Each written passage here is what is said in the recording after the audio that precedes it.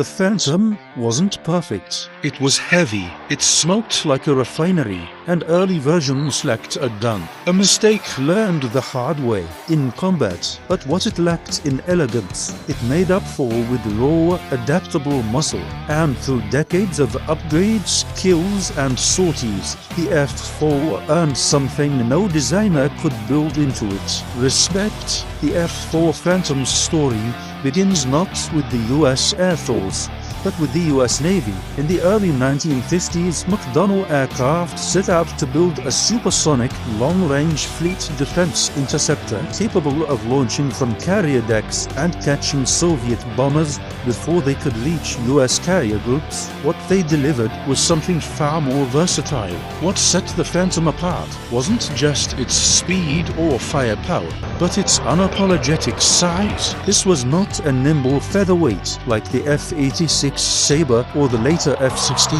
The F-4 was a two-seat, two-engine beast that could carry over 18,000 pounds of ordnance, more than a World War II B-17 bomber. Its massive radar gave it a reach advantage in beyond-visual range combat, and its adaptability made it a favorite for every role, from reconnaissance to nuclear strike delivery. The F-4 Phantom was built like a flying tank, rugged, redundant, and unapologetically over-engineered.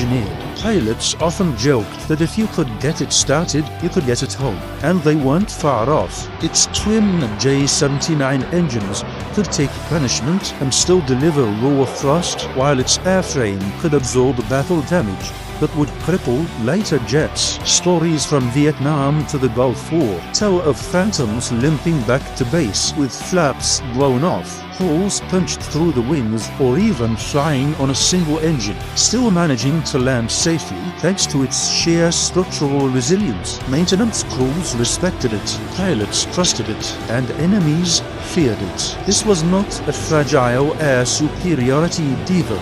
It was a brute that kept flying, even when everything else was falling apart around it. In an era of rapidly modernizing air forces, the F-4 offered countries an immediate leap forward in capability.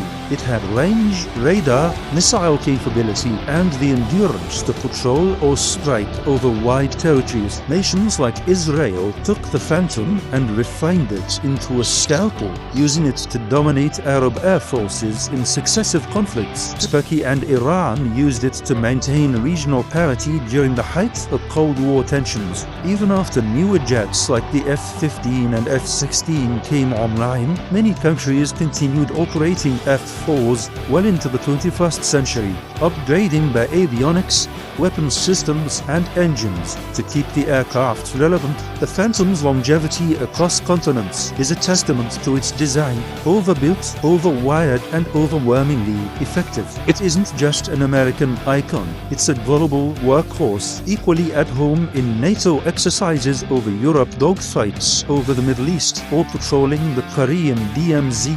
Few aircraft in history have flown under as many flags, in as many roles, or with as much battlefield pedigree.